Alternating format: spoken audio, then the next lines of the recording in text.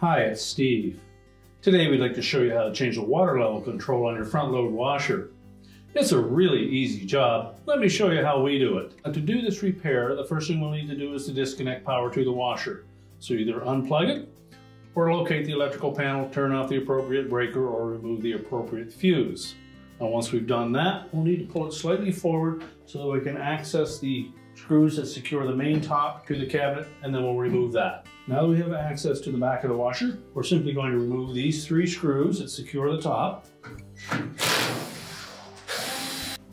These are typically a number 20 torx screw.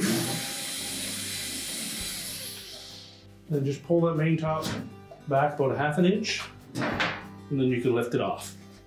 And that will give us access to our water level control, where we can disconnect the wire harness and remove it from the cabinet. Now with the top removed, we're next going to pull that wire harness off. Just release the 2 locking tabs by squeezing them together. Pull the connector off. We'll also need to disconnect the inlet tubing.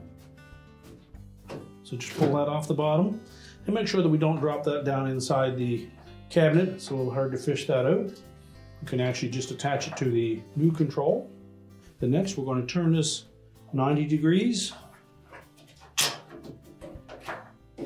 and pop it out of that little opening on the side of the cabinet. We'll discard the old one, pull that hose back off. We'll line that fastener up in that opening until it sits flush. Then just rotate it down 90 degrees to lock it in place. We'll reconnect that tubing. Make sure it's pushed all the way onto that nipple. We'll take our wire harness connector, and that will only fit one way onto that control. Press it firmly on until the locking tab's engaged.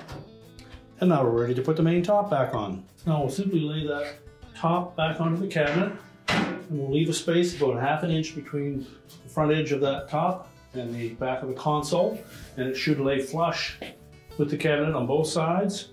We're simply going to push it forward. That will engage the front of it in the 2 plastic clips and hold it down. And then we'll install the 3 retaining screws on the back. And now we're ready to put the washer back into position. We're now ready to reconnect the power, and our repair is complete.